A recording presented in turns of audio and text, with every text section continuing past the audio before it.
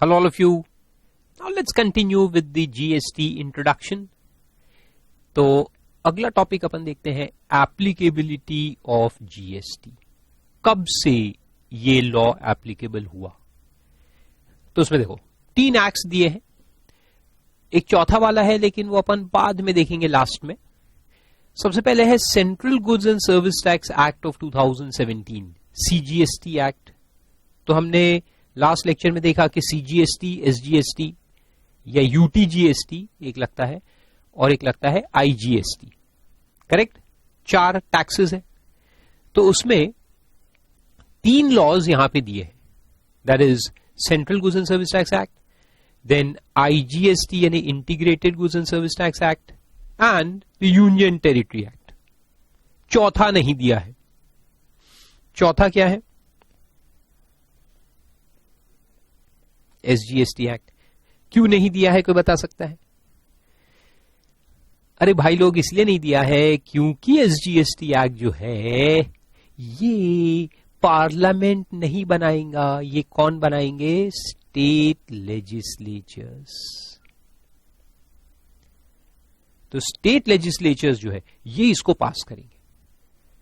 तो अपने यहां कितने सारे स्टेट्स, हर स्टेट अपना अपना बनाएगा. आंध्र प्रदेश अपना बनाएगा, तो मध्य प्रदेश अपना बनाएगा, तो दिल्ली अपना बनाएगा, and so on and so forth, etcetera etcetera etcetera. So each state legislature will make their own law for levy and collection of SGST. Okay. तो फिर यहां पार्लियामेंट ने कौन से लॉज बनाए हैं? 3 पार्लियामेंट ने. यूनियन, तो उसमें सबसे पहले है central goods and service tax act which extends to the whole of India. जब ये बना था ओरिजिनली तो इसमें लिखा होता था except the state of Jammu and Kashmir. फिर बाद में जम्मू एंड कश्मीर को भी एप्लीकेबल किया गया. वहां के जो लेजिस्लेचर है उन्होंने एक्सेप्ट किया इस लॉ को, पास किया, तो फिर उसको भी लागू हो गया. तो इसलिए फिर इसको ओमिट किया गया, वर्ड्स को. Except the state of Jammu and Kashmir words जो थे उसको ओमिट किया गया. By the Central Goods and Service Tax extension to Jammu and Kashmir Act of 2017 with effect from 8th of July 2017. तो 8 जुलाई से फिर कश्मीर में लागू हो गया है. बाकी नॉर्मली एप्लीकेबल है from 1st of July 2017. It was brought into force with effect from 1st July 2017. ये तो सब जानते ही है. You all have seen live the coming into existence of GST Act. फिर इंटीग्रेटेड जो एक्ट वो भी सेम है. It extends to the whole of India now. पहले उसमें लिखा होता था एक्सेप्ट जम्मू एंड कश्मीर, मगर वो हटा दिया गया, वही सेम. और 1st जुलाई से ये भी लागू हो गया है.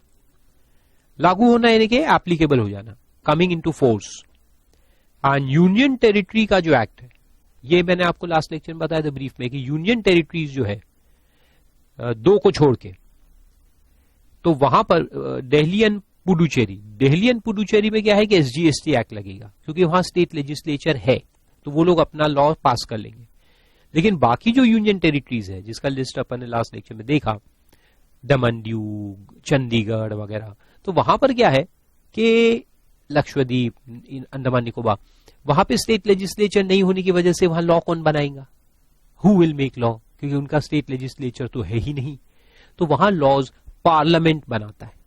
तो इसलिए ये जो एक्ट है ये पार्लियामेंट ने पास किया है. यूटीजीएसटी एक्ट जो है वो किसने पास किया है? पार्लियामेंट ने, फॉर यूनियन टेरिटरीज. तो वहां लिखा है it extends to union territories of Andaman and Nicobar islands, Lakshadweep, Dadra and Nagar Haveli, Daman Diu, Chandigarh. 1st जुलाई से ये भी एग्जिस्टेंस में आ चुका है. सिंपल. तो हमने देखा कि ये लॉ पूरे इंडिया को एप्लीकेबल है. तो इंडिया का मतलब क्या है? ये सवाल पैदा होगा आपके दिमाग में, व्हाट इज इंडिया? तो देखो उसका डेफिनेशन देखते अपन. Section 2 clause 56 of the CGST act defines the term India. ये डेफिनेशन चैप्टर भी हमको पढ़ना है, 2nd चैप्टर वही है डेफिनेशंस. उसमें बहुत सारे डेफिनेशंस देखेंगे अपन, जो अभी तो डेफिनेशन पढ़ के रखेंगे, उसका काम जो है वो आगने वाले चैप्टर्स में फिर आपको समझ में आएगा. उसका यूसेज जो है वो आने वाले चैप्टर्स में होगा, तब आपको उसका रेलेवेंस समझ में आएगा. लेकिन खैर अपन डेफिनेशन को पढ़ने वाले हैं. तो डेफिनेशन 2 एक्ट के अपन पढ़ेंगे. CGST act and IGST act, ये दो एक्ट्स के डेफिनेशंस जो है वो अपने को पढ़ने का है from exam point of view. तो ये सीजीएसटी एक्ट में सेक्शन 2 में क्लॉज 56 है जो इंडिया को डिफाइन करता है।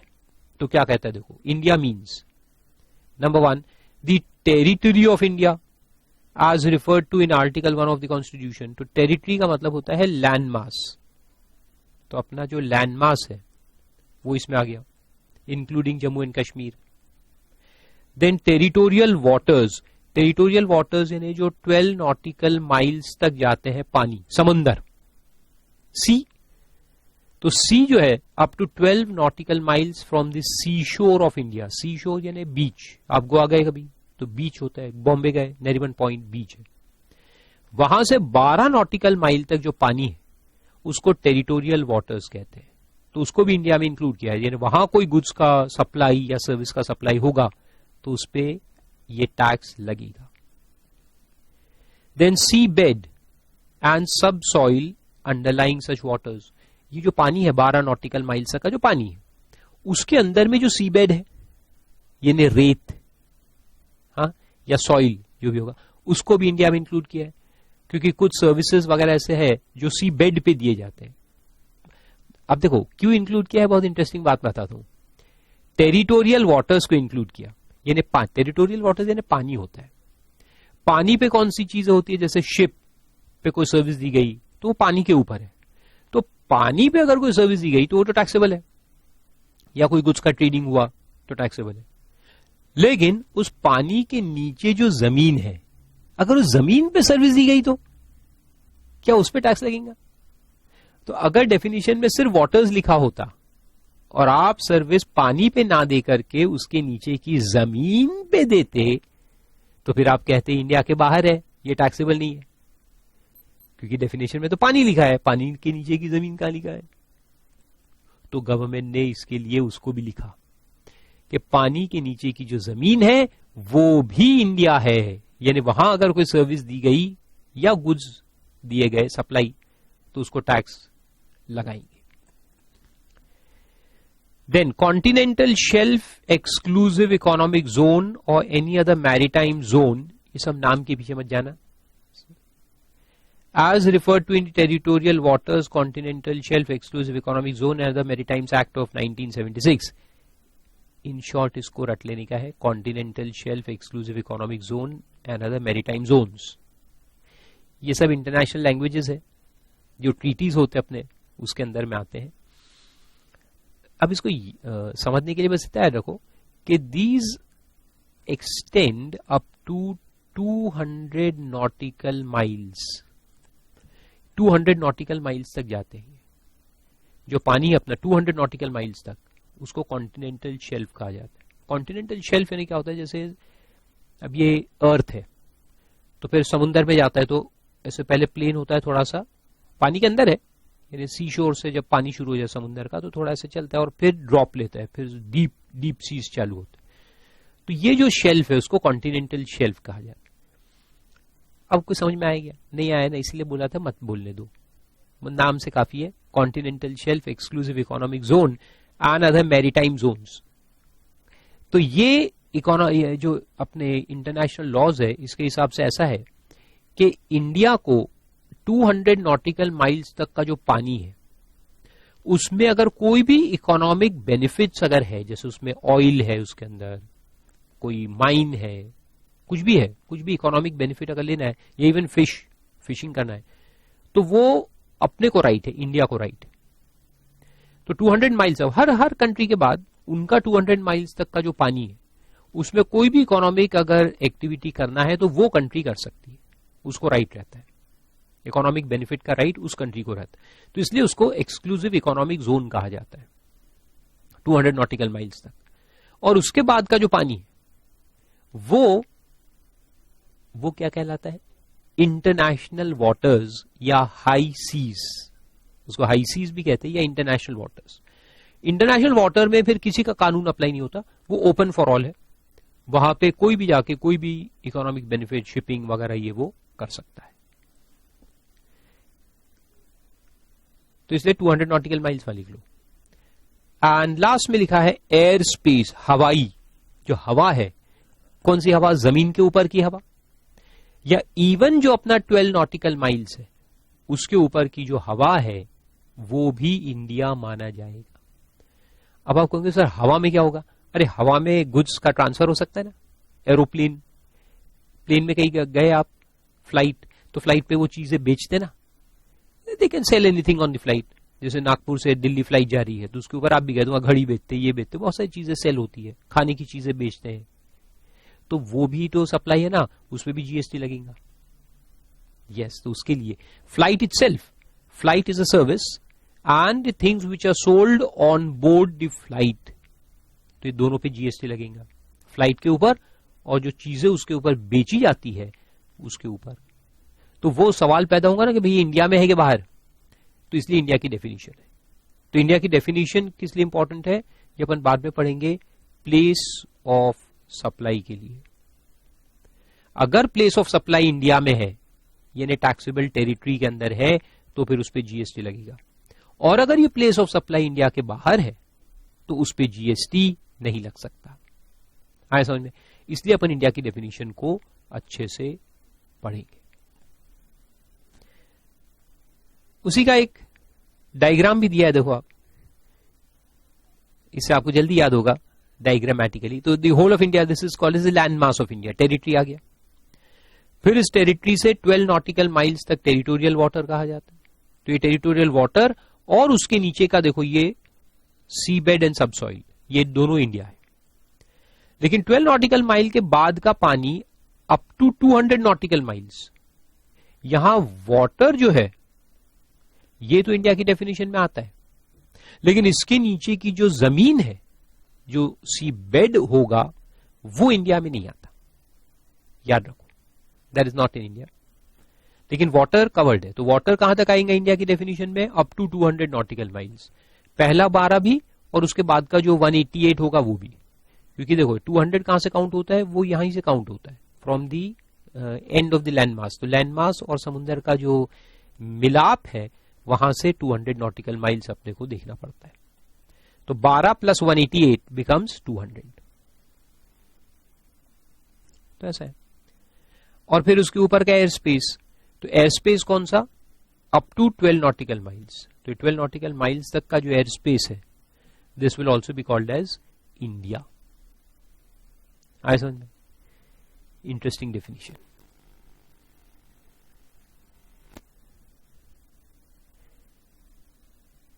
फिर उसके बाद एक छोटा सा पॉइंट दिया है, levy, taxable event. Last lecture में आपको समझाया था मैंने, लेवी किसके ऊपर होता है? Supply. This is the most important part of GST law, जो मैंने आपको लास्ट लेक्चर में अच्छे समझाया था। आपको आई होप कि यू रिमेंबर कि पहले पुराने लॉज में क्या होता था कि manufacture, sale, provision of service, ऐसे सब वर्डिंग्स होते थे, अलग अलग अलग अलग थे और बहुत ही रिस्ट्रिक्टेड डेफिनेशंस थे। अब उन्होंने क्या किया है, उसको एक्सपांड कर दिया है। They have used the word supply. So supply encompasses everything. भारी वर्ड हो गया क्या? एनकम्पैस यानी takes into itself. So supply is a much wider term which covers manufacturing, sale, everything. In fact, even if there is no manufacturer, there is still supply. Sale की भी जरूरत नहीं है, सप्लाई तो मैंने आपको कहा था ना, अपन ने अपने ब्रांच में लेके गए वो भी सप्लाई है, अपन ने किसी को लीज पे दिया वो भी सप्लाई है, किसी को रेंट पे दिया वो भी सप्लाई है। सप्लाई यानी मेरे हाथ से मैंने पेन आपको दिया, यानी सप्लाई हो गया, अब लगा दो उस पे जीएसटी। ऐसा है। तो supply is a very wide term, बहुत ही वाइड है, जिसको अपन स्टडी करेंगे सेक्शन 7 के अंदर। लेकिन यहां पे लिखा है on supply of goods, services और both, this is the taxable event and GST will be levied on each stage of supply chain. Chain भी मैंने आपको समझाया था, हर एक स्टेज पर हर एक पर्सन के हाथ में जीएसटी लगेगा। उसके बाद एक चार्ट दिया है, ये खुद से पढ़ने के लिए है, इसको मैं ना तो पढ़ाऊंगा ना आप मेरे से पढ़ना चाहेंगे। Genesis of goods and service tax, genesis यानी इसका जो डेवलपमेंट हुआ है ओवर द इयर्स, कैसे हुआ है, तो वो दिया है, वो आप पढ़ सकते हैं। 2004 से इसकी शुरुआत हुई थी, केलकर की कमिटी बनी थी टू रिकमेंड द जीएसटी, तो उन्होंने उसको स्टडी करके रिकमेंडेशंस दिए। फिर 2006 में फाइनेंस मिनिस्टर ने कहा कि हम लगा देंगे, 2010 तक जीएसटी लेके आएंगे, लेकिन उसके बाद भी कुछ नहीं हुआ। तो 2004 से शुरू हुआ, 2017 में फाइनली जाके जीएसटी बना। 13 साल का सफर है ये, अ जर्नी ऑफ 13 इयर्स। तो वो दिया है एक बार पढ़ने का। जिनको हिस्ट्री में शौक है उनको अच्छा लगेगा पढ़ के। उसमें पढ़ाने का कुछ भी नहीं है, you just have to read that genesis. फिर देखो concept of goods and service act, जो लास्ट लेक्चर में मैंने आपको काफी कुछ तो इसमें से समझा दिया है, एक बार पढ़ लेते हैं उसको। सबसे पहला पॉइंट मैंने आपको बताया था कि ultimately GST is based upon the concept of value added tax. Correct बताया था मैंने आपको। ये वैल्यू एडिशन पे लगता है। जीएसटी फुल सेल प्राइस पे हम जरूर लगाते हैं, लेकिन इनपुट का जो क्रेडिट है वो माइनस कर देते ना, तो जो डिफरेंस आता है जो हम पे करते हैं, that is actually on our value addition, right. So it's a value added tax. और ये कौन से मेथड फॉलो करता है?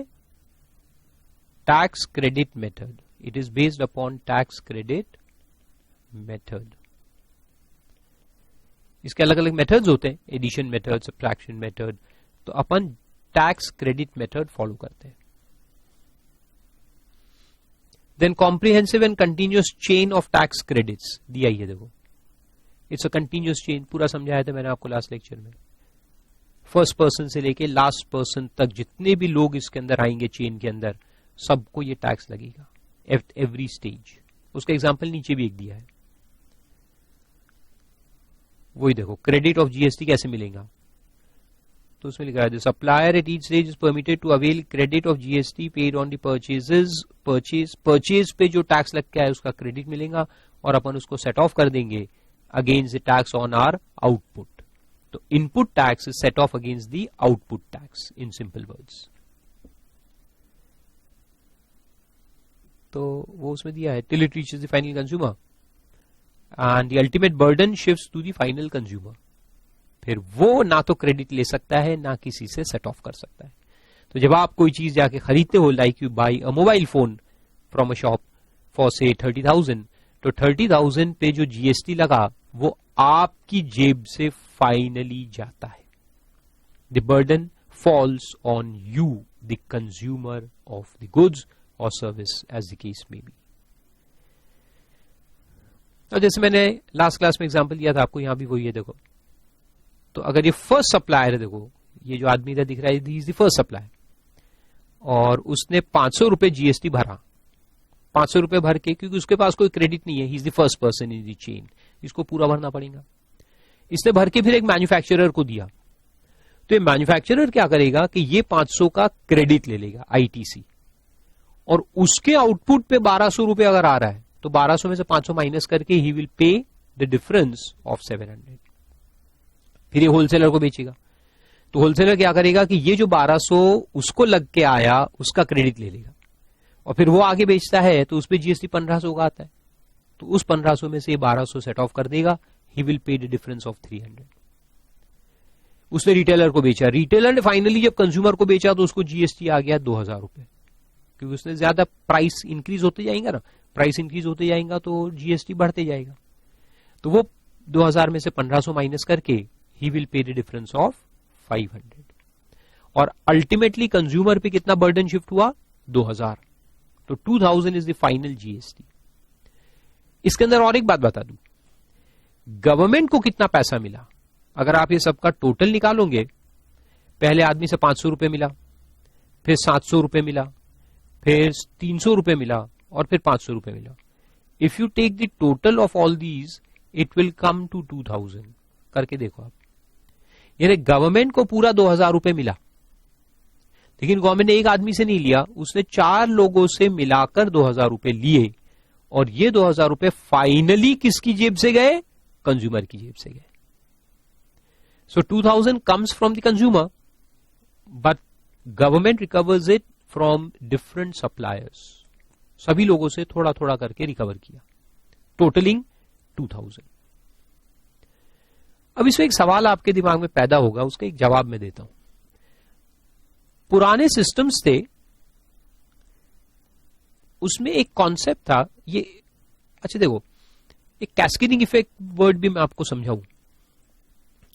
जब ये वैट सिस्टम नहीं था, प्री वैट ईरा, एक जमाना वैट के पहले का, उसमें भी थोड़ा सा जाके अपन स्टडी करते हैं। तो उसमें ऐसा होता था कि अगर ये एक साइकिल अपन ले ले, साइकिल या चेन भी कहते हैं उसको, साइकिल या चेन, तो उसमें अलग अलग ग्रोथ रहते हैं। ए ने बी को दिया, बी ने सी को दिया, सी ने डी को दिया, डी ने कंज्यूमर को दिया। और ए का अगर टैक्स आता था 300 रुपए उसके सेल प्राइस पे, फिर बी वैल्यू एडिशन करके और ज्यादा प्राइस पे बेचेगा तो उसको तो टैक्स और ज्यादा आएगा, मान लो 500 रुपए आता है। फिर सी ने और वैल्यू एडिशन किया, ये टैक्स आ रहा है, जिसको पुराने जमाने में सेल्स टैक्स भी कहते थे। फिर सी ने टैक्स लगाया 600 रुपए और डी ने टैक्स लगाया 800 रुपए। अब वैट जब नहीं था तो क्या था, मल्टीपल टैक्सेशन था। तो ये सब लोग अपना अपना टैक्स गवर्नमेंट को पे करते थे। एवरीवन यूज्ड टू पे टैक्स टू द गवर्नमेंट। या चलो एक और तरीके से आपको समझाता हूं, एक थोड़ा और डिटेल्ड वर्किंग के साथ देखते हैं। इसको काट देते अपन।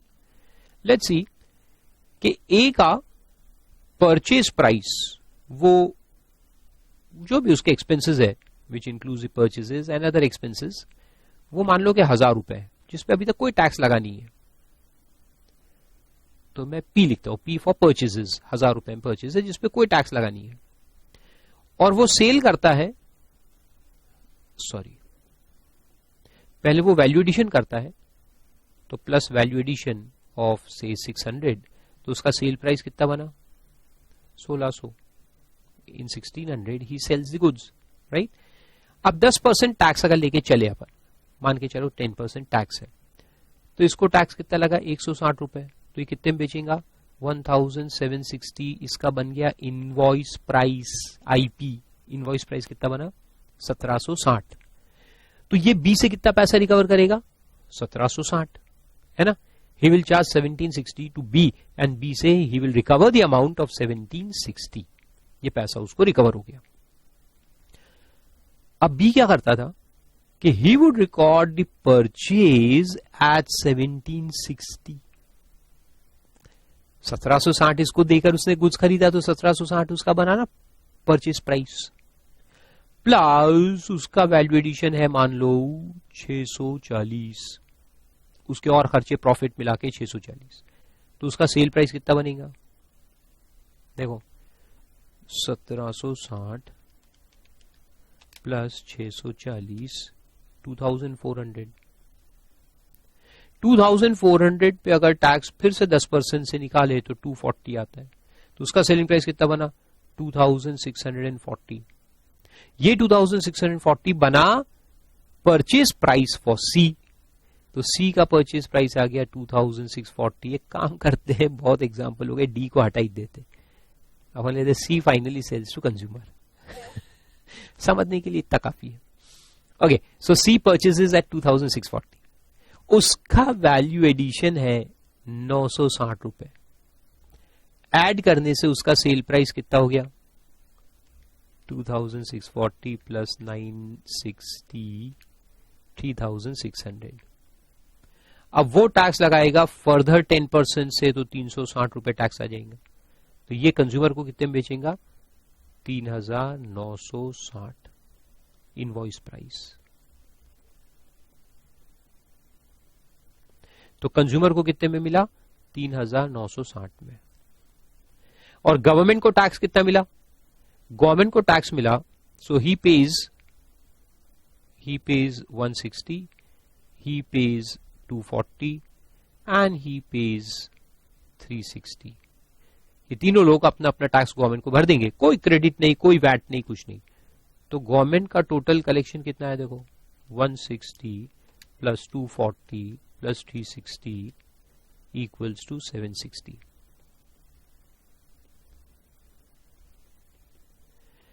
Total tax collected by the government was 760 rupees.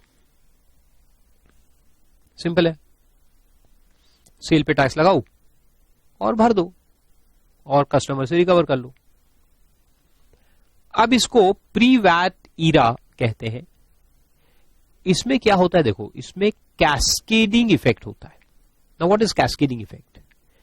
Cascading effect के दो मतलब है, यानी उसमें दो चीजें होती है।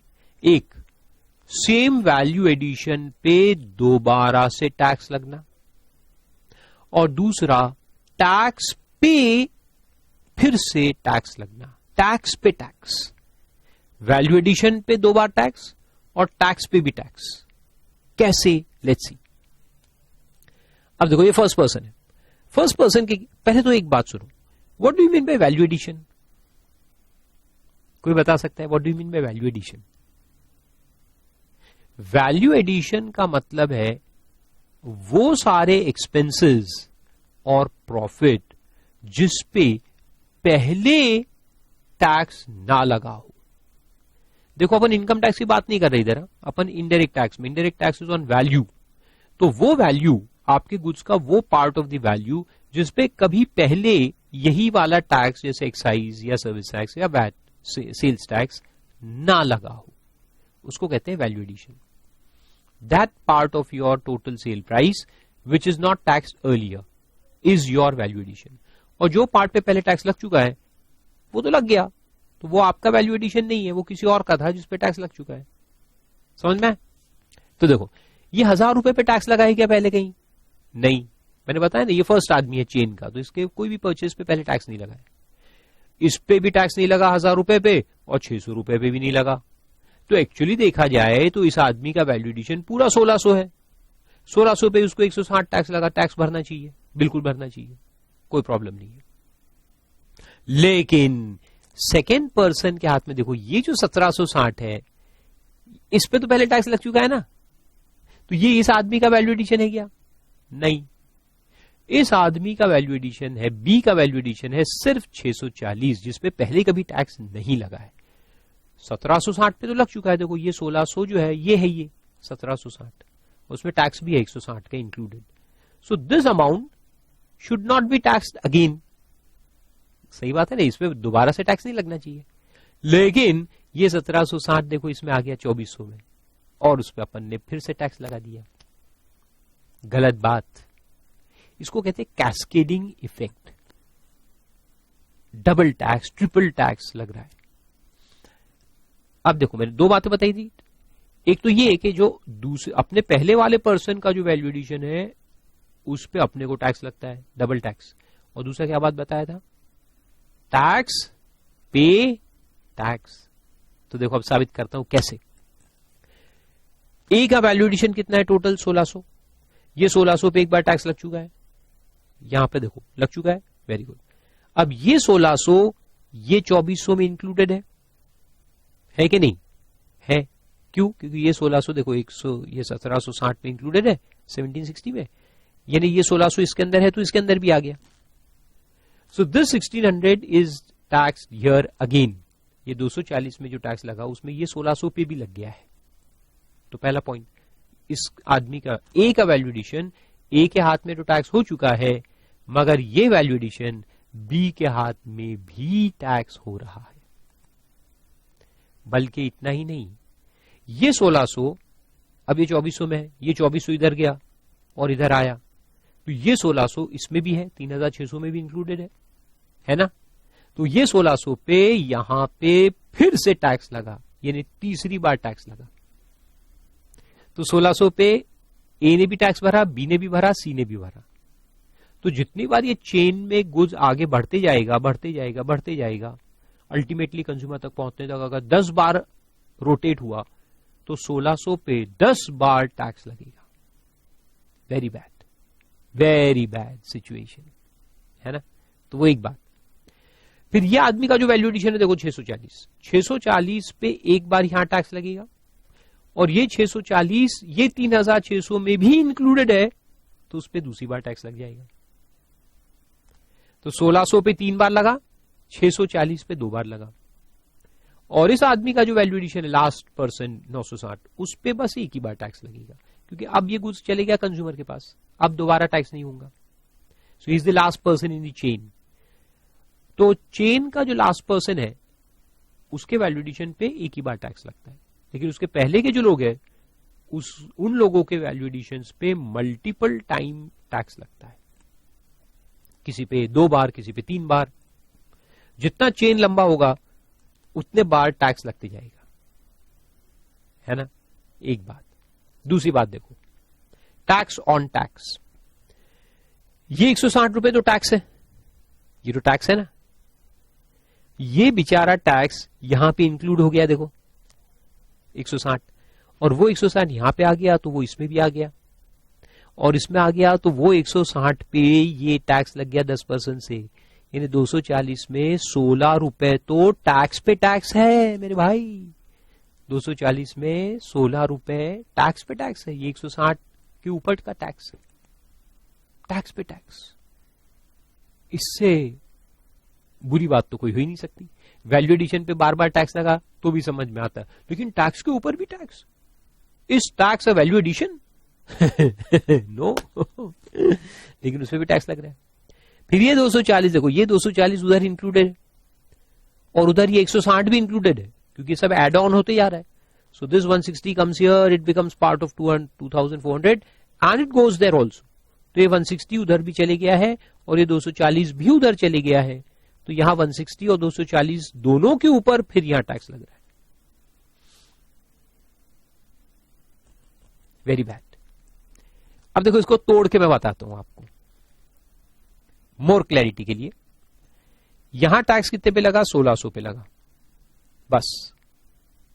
यहां टैक्स किस पे लगा? ये 2660 का ब्रेकअप क्या है अपन देखते हैं। 2660 का ब्रेकअप है, ये 1600 तो इसके अंदर है ही, फिर उधर का जो टैक्स है 160 वो भी इधर आ गया है, और प्लस इसका जो वैल्यू एडिशन है 640। ये तीन चीज मिलाकर 2400 होता है। देखो आप तीन चीज को ऐड करोगे 2400 होगा और उस पर टैक्स लगा। So this is the breakup of this value of 2400। फिर ये 1600 यहां कंटिन्यू है, तो 1600 देखो यहां कंटिन्यू हो रहा है, फिर वो यहां भी कंटिन्यू हो रहा है, फिर ये 160 भी कंटिन्यू हो रहा है, फिर ये 640 भी कंटिन्यू हो रहा है, फिर इधर जो टैक्स लगा था 240 वो भी इधर आ गया है, और उस आदमी का वैल्यू एडिशन 960 वो भी उधर आ गया है। इसका टोटल मारोगे तो आएगा 3600 आया, है ना। अब इसमें नॉनसेंस कहां कहां है? नॉनसेंस है ये कि इधर 1600 ये तो टैक्स हो चुका है, देखो इधर होना चाहिए क्या? नहीं होना चाहिए, ये 1600 पे टैक्स नहीं होना चाहिए, और ये 160 रुपए तो बेचारा टैक्स है, वो टैक्स पे भी टैक्स बिल्कुल नहीं होना चाहिए। यानी ये दोनों जो है इस पे टैक्स नहीं लगना चाहिए, नहीं लगना चाहिए, नहीं लगना चाहिए, सिर्फ 640 पे लगना चाहिए। और वहां पे ये 1600, ये 160, फिर ये 640 जो इस आदमी का वैल्यू एडिशन है उस पे भी नहीं लगना चाहिए, और 240 तो टैक्स है बेचारा, टैक्स पे टैक्स लगना चाहिए क्या? बिल्कुल नहीं। तो ये चारों चीज पे टैक्स नहीं लगना चाहिए, सिर्फ 960 पे लगना चाहिए, सिर्फ वैल्यू एडिशन पे लगना चाहिए, है ना। तो कैस्केडिंग इफेक्ट का मतलब है ये, एक तो 1600 पे डबल टैक्स, फिर ट्रिपल टैक्स, 640 पे एक बार यहां फिर एक बार यहां डबल हो गया, तो वो एक गलत।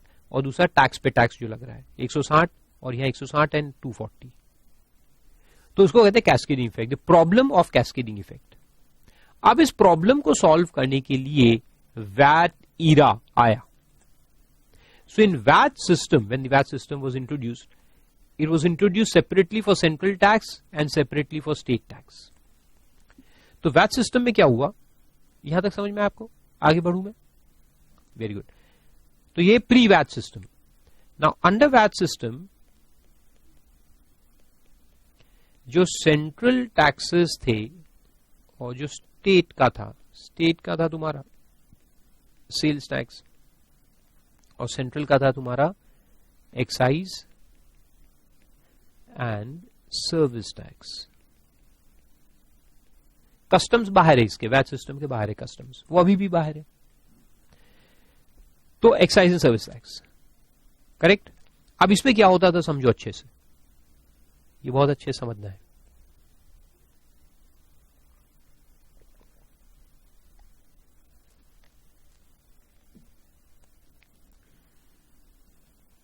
इसको अच्छे समझो, ये बाद में कहीं लिखा हुआ आपको नहीं मिलेगा, अपनी बुक में भी नहीं है और कहीं भी नहीं मिलेगा। ये सब हिस्ट्री है, समझने के लिए बहुत जरूरी है, क्योंकि आगे जीएसटी के फंडामेंटल समझने के लिए ये पुरानी बातें समझना अति आवश्यक है, एब्सोल्युटली नेसेसरी। तो एक मैन्युफैक्चरर लेते हैं, मैन्युफैक्चरर को एक्साइज ड्यूटी लगता था, तो चलो देखते हैं। वो रॉ मटेरियल खरीद के लाया, ठीक है, और फिनिश गुड्स बना करके बेच रहा है। रॉ मटेरियल लेके आया, फिनिश गुड्स बना के बेच रहा है। अब ये रॉ मटेरियल जब खरीद के लाया तो वो किसी ने बनाए थे, तो उस पे एक्साइज ड्यूटी लगा हुआ था 190 रुपए, और क्योंकि वो बेचा था और अपन ने खरीदा था तो उस पे वैट यानी जो स्टेट गवर्नमेंट को जाता है, वैट लगा हुआ था 100 रुपए। Excise duty 190, VAT 100। ये रॉ मटेरियल परचेज किया इसने, तो जिसने बेचा उसने वैट भी लगा दिया, और क्योंकि वो मैन्युफैक्चरिंग था तो एक्साइज भी लगा। तो जो मैन्युफैक्चरर होता है, one who manufactures and sells, he has to pay 2 taxes, excise and VAT. Excise central government को जाता था, वैट स्टेट गवर्नमेंट्स को जाता था। फिर इसी मैन्युफैक्चरर ने कुछ सर्विसेज भी लिए होंगे, मैन्युफैक्चरिंग प्रोसेस के अंदर सर्विसेज लगते ना, लोगों से जो सर्विसेज लेंगे अपन for the purpose of manufacturing our goods and running the business, तो उसको सर्विसेज कहते थे। जैसे चार्टर अकाउंटेंट का सर्विस, इंजीनियर्स का सर्विस, वो भी इसने लिया। इस पे सर्विस टैक्स लग के आया, मान लो कि 50 रुपए का सर्विस टैक्स, ठीक है। अब ये सब टैक्सेस लग के उसको आए। अब उसने फिनिश गुड्स बनाया, फिनिश गुड्स बना के जब बेचा तो फिनिश गुड्स पे उसको क्या लगा, एक्साइज लगा। मान लो कि एक्साइज लगा 500 रुपए का, और क्योंकि उसने बेचा, सेल किया, तो उसको वैट भी लगा। VAT is a sales tax, VAT का मतलब सेल्स टैक्स होता है जो स्टेट गवर्नमेंट को जाता है। वैट उसको लगा 300 रुपए का। अब सेट ऑफ कैसे होगा, देखो सेट ऑफ कैसे होगा कि ये सेंट्रल टैक्स है एक्साइज, और सर्विस टैक्स, ये दोनों सेंट्रल गवर्नमेंट को गए हुए टैक्स है, 190 और 50। ये 190 और 50 जो है, अच्छा चलो मैं थोड़ा सा अलग लिखता हूं, एक्साइज 500 लगा, इधर लिख देता हूं, और वैट लगा, कितना लिखा था मैंने, 200, मान के चलते 200। तो ये 190 और ये 50, ये दोनों सेंट्रल गवर्नमेंट को गए हैं रॉ मटेरियल के ऊपर। ये दोनों का क्रेडिट एक्साइज से सेट ऑफ होता था। मेथड्स अपने पहले से वही है, टैक्स क्रेडिट मेथड। तो 190 और 50 यहां से सेट ऑफ होते थे, excise credit and service tax credit, ये दोनों यहां से माइनस होते थे। इसका नाम था CENVAT credit scheme. Central government का ये क्रेडिट स्कीम जो है उसको कहते थे CENVAT credit scheme, CENVAT credit scheme. ये दोनों माइनस होते थे, और फिर बैलेंस अपने को पे करना था टू सेंट्रल गवर्नमेंट। कितना, 500 less 190 less 50, 260 we had to pay to central government as excise duty. Excise duty किसको पे होता है, सेंट्रल गवर्नमेंट को, तो सेंट्रल गवर्नमेंट को चले गया। और वैट जो है वो स्टेट गवर्नमेंट को देना है, 200 रुपए आ रहा है, और इनपुट पे 100 रुपए है, तो ये 100 रुपए वहां से सेट ऑफ होता था। So less VAT credit of 100, ये वाला 100। तो स्टेट का स्टेट से सेट ऑफ होता था, सेंट्रल टैक्सेस से सेट ऑफ होते थे, इधर उधर अलाउड नहीं था। आप ये वैट से ये एक्साइज सेट ऑफ नहीं कर सकते, या एक्साइज के क्रेडिट से वैट को सेट ऑफ नहीं कर सकते थे, ये अलाउड नहीं था। सेंट्रल स्टेट, आया समझ में। और फिर यहां आपको पे करना था 100 रुपीज टू स्टेट गवर्नमेंट। अब यहां तो खैर पूरा सेट ऑफ मिल गया तो कोई प्रॉब्लम नहीं है, लेकिन कभी कभी मेरे दिल में ख्याल आता है, अरे नहीं टैक्स पढ़ रहे हैं, क्या गाना गाना चाहिए, कभी कभी मेरे दिमाग में सवाल आता है। यस, क्या सवाल, कि अगर मेरा एक्साइज 500 की जगह मान लो अच्छा, किसी ने नहीं लिखा होगा तो पहले थोड़ा सा बैक करो, उसको लिख लो, टेक डाउन कर लो, नोट डाउन, पॉज करके फिर आगे बढ़ना। हाँ, तो मैं चलू आगे। अगर उसका एक्साइज मान लो सिर्फ 200 रुपए ही आता है और वैट 200 रुपए आ रहा है, तो ये 190 तो सेट ऑफ हो जाएगा। फिर ये 50 है तो 50 में से 10 रुपए ही सेट ऑफ होगा, क्योंकि अपने को तो 200 पे करना है ना, तो अपन इधर 10 रुपए सेट ऑफ करेंगे। फिर ये तो हो जाएगा 0 नील, ये 10 रुपए सेट ऑफ हो गया। अब देखो मेरे पास क्रेडिट था 190 और 50 मिला के 240 का, 240 में से 200 यूज हो गया, 40 बचा हुआ है, 40 बचा हुआ है, और इधर तो सेंट्रल टैक्स तो नील हो गया। तो ये 40 का जो क्रेडिट बचा हुआ है सेनवैट में, क्या मैं उसको ये वैट में से सेट ऑफ कर सकता हूं, जो 100 रुपए बच रहा है यहां? Can I set off this 40 here? Answer was no, you are not allowed. इसीलिए हमने कल पढ़ा था क्रॉस क्रेडिट अलाउड नहीं है। पुराने सिस्टम्स में क्रॉस क्रेडिट अलाउड नहीं था। सेंट्रल का सेंट्रल से सेट ऑफ था, स्टेट का स्टेट से था, क्रॉस अलाउड नहीं था, है ना। तो इधर 40 जो है इसको कैरी फॉरवर्ड कर लो, क्रेडिट ऑफ 40 कैरी फॉरवर्ड।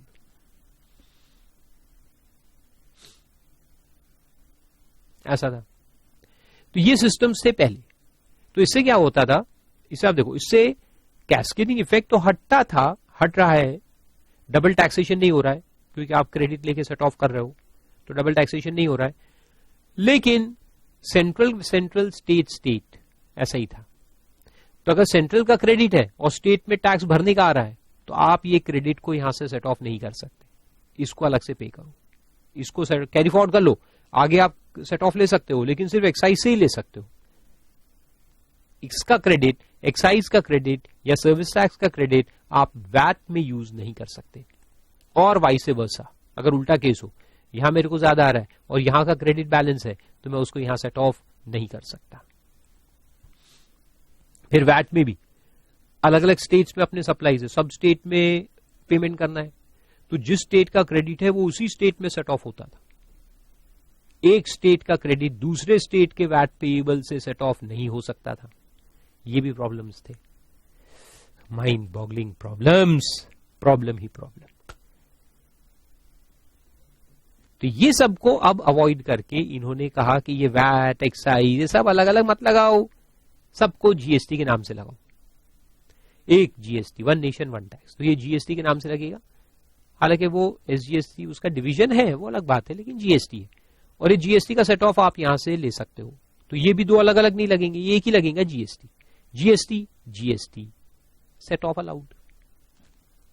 तो वो प्रॉब्लम्स अब सॉल्व हो गए जीएसटी आने से। लेकिन इतना आसान नहीं है जितना मैं अभी बता रहा हूं। इसके लिए ऐसे 5 मिनट में चैप्टर समझ में नहीं आता, इसके लिए पूरा एक चैप्टर देखेंगे अपन, called as input tax credit, very detailed chapter. It will take almost 10 hours to understand and not 5 minutes. This is the broad outline. आया समझ में? तो देखो वापस आओ, तो इस तरह से ये जीएसटी चलेगा, क्रेडिट सिस्टम। और फिर उसी में बोला है नो कैस्केडिंग इफेक्ट, तो ये भी सॉल्व हो जाएगा, कैस्केडिंग इफेक्ट नहीं होगा। कैस्केडिंग समझ में आया ना, tax on tax and double taxation. तो वो प्री वैट ईरा जो था वो था कैस्केडिंग ईरा, फिर उसको हटा के वैट सिस्टम्स लाए, वैट सिस्टम्स को हटाकर जीएसटी आ गया। तो उसमें लिखा है since only the value added at each stage is tax under GST, there is no tax on tax और cascading of tax under GST. GST does not differentiate between goods and services and thus the two are tax at a single rate. वो भी है, single rate से लगेगा और पूरा credit आपको मिलेगा। फिर उसके बाद एक पॉइंट दिया है taxes to be subsumed in GST. कौन से टैक्सेस इसके अंदर कंबाइन हो गए, कवर हो गए जीएसटी के अंदर, मर्ज हो गए, यू कैन से मर्ज, सबस्यूम्ड यानी मर्ज्ड इनटू जीएसटी।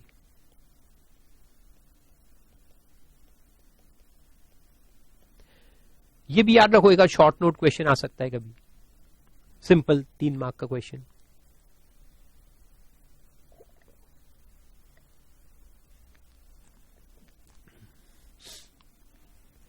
तो स्टेट के कौन से टैक्सेस मर्ज हो गए? देखो, वैट यानी वैल्यूएडेड टैक्स, जो कि सेल्स टैक्स के नाम से पहचाना जाता था।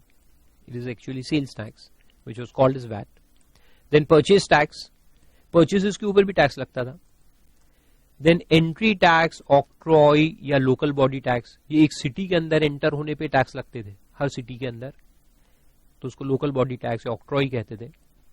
चुंगी नाका देखा होगा आपके शहर के बाहर, तो वो इसमें मर्ज हो गया। Then sales tax partially, then entertainment tax वो मर्ज हो गया। लग्जरी टैक्स होटल्स वगैरह पे लगता है, वो मर्ज हो गया। Then betting, gambling and lottery tax वो आ गया इसके अंदर। And surcharge and state cess, जो भी सेस या सरचार्जेस लगते थे वो इसमें आ गए। और सेल्स टैक्स पार्शियली जो बोला है, तो इसमें क्या है कि दारू, अल्कोहल, एक अल्कोहलिक सब्सटेंसेस, और दूसरे है पेट्रोल वगैरह, oil, crude oil and petrol. तो इस पे क्या है कि अभी तक जीएसटी लगा नहीं है, ये मर्ज नहीं हुए, तो इसके ऊपर अभी भी पुराना जो सेल्स टैक्स है वो चलते रहेगा। ओके, ये बाद में अपन देखेंगे और डिटेल में कि कौन से ऐसे गुड्स है जिसपे जीएसटी नहीं लगाया गवर्नमेंट ने अभी तक, तो वो जो गुड्स है उस पे पुराना जो सेल्स टैक्स है वो चलता रहेगा।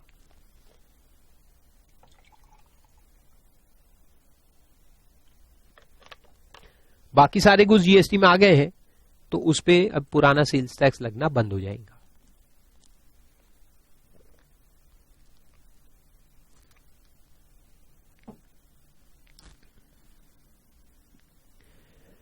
फिर सेंट्रल वाले यानी जो पार्लियामेंट लगाता था वो कौन से मर्ज हो गए इसके अंदर।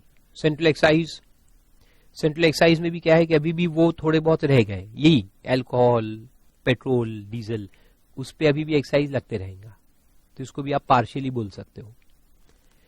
Then additional duty of excise, additional duty of excise भी इसके अंदर आ गया। एडिशनल ड्यूटी बहुत सारे लगते थे। Then medicinal and toilet preparations act में एक्साइज एक लगता था, वो भी इसमें आ गया। Then additional customs duty equal to central excise on like goods manufactured in India.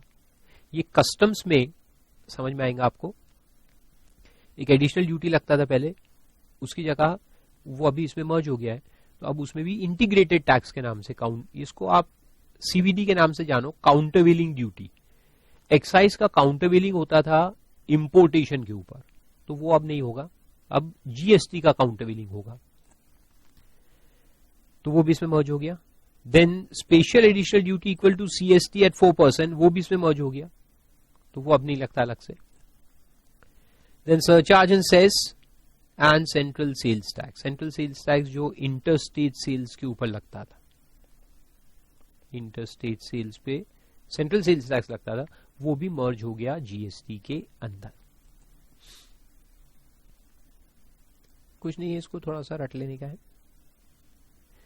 Then taxes not to be subsumed, ऐसे कौन से टैक्सेस जो सबस्यूम नहीं हुए अंडर जीएसटी, यानी ये अभी भी अलग अलग लगते रहेंगे। तो सेंटर वाले में है customs duty, basic custom duty, anti dumping duty, safeguard duties जो भी इंपोर्ट पे लगती है, एंड एक्सपोर्ट ड्यूटी, यानी बेसिकली इंपोर्ट एक्सपोर्ट ड्यूटीज, वो अभी भी अलग से लगते रहेंगे। और स्टेट्स में प्रॉपर्टी टैक्स जो अपने घर के ऊपर लगता है, प्रॉपर्टी टैक्स, इनकम टैक्स में पढ़ते ना अपन, हाउस टैक्स, म्यूनिसिपल टैक्स, वो अभी भी लगता रहेगा, अलग है। इलेक्ट्रिसिटी टैक्स, इलेक्ट्रिसिटी कंपनीज के ऊपर लगता है। देन स्टैम्प ड्यूटीज जो प्रॉपर्टी के सेल डीड्स पे लगता है, अगर आप प्रॉपर्टी सेल परचेज करते हो तो प्रॉपर्टी स्टैम्प ड्यूटीज लगती है ना, वो अभी भी लगेगी, अलग है। Then road and passenger tax जो अपने गाड़ियों पे लगता है, if you purchase a motorcycle और a car you have to pay road tax. And toll tax जो हाईवे पे जाने पे अपने को लगता है, वो अभी भी लगते रहेंगे सेपरेटली। फिर बेनिफिट्स ऑफ जीएसटी दिया है, तो ये तो सब अभी तक मैंने आपको समझा ही दिया, इसको एक बार पढ़ने का है, जस्ट अ सिंपल चार्ट दिया है उधर, ठीक है। तो ये अपने इंट्रोडक्शन पॉइंट्स थे, तो यहां ये लेक्चर को अपन रोकेंगे। और नेक्स्ट लेक्चर में फिर अपन स्टार्ट करेंगे with all the constitutional provisions. It will be a very interesting lecture. Constitution में टैक्सेशन के बारे में कितने पॉइंट्स है और वो क्या क्या कहते हैं ये आपको समझ में आएंगे. कॉन्स्टिट्यूशन को हम मदर ऑफ ऑल लॉज कहते हैं.